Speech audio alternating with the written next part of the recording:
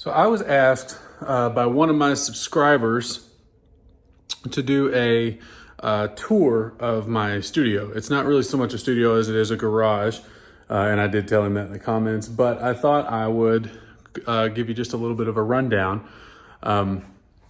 just because I think it's cool, and obviously other people wanted to see too. So I'm gonna flip the camera here and we'll see what happens. Sabian person, I've got a couple extra cymbals over here. It's a 10-inch chopper, and then this is a 22-inch prototype crash ride that I've got there. Just some random stuff. It's a signed drum head by Eric Singer, an old Vanity license plate off one of my old cars. That's a signed Steve Gadd poster there, and then some ProMark stuff, Rich Redmond, and then a Build Your Chops sheet, as well as the Rudiment alphabet. So there's that. The guy did make mention of my keyboard here, so it is here, as well as some speakers. So when I'm listening to music in the garage, the keyboard I don't do a whole lot with. I try to play some, but I'm not very good. So then here is my kit, all Sabian, obviously, if you've not caught on to that one yet. FR Drum Company custom drums. They're a 3-ply maple. It's a 16 by 16, 14 by 14, 9 by 12, and 8 by 10 toms. This snare drum that's on here is actually that's a 1976 Ludwig Superphonic 5 by 14, and then that is a Spawn acrylic 13. I think it's a 5 or 5.5. Can't remember. More Sabian, more Sabian, more Sabian. Absolutely love their cymbals, so that's all I play. LP percussion and DW 9000 kick pedal. Over here we have my snare drum collection, and this is most of them here. There's another Superphonic up there. This one here is a Ludwig.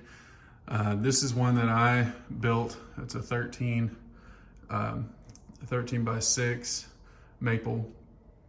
Got that one from drummaker.com. This is the one that came with my kit, the FR Drum Company. This is 6.5 by 14, also 3-ply maple. There's some extra shells here. That one's a acrylite, and this one is just a cheap beginner's. It's a Rox, ROXX is the company on that one.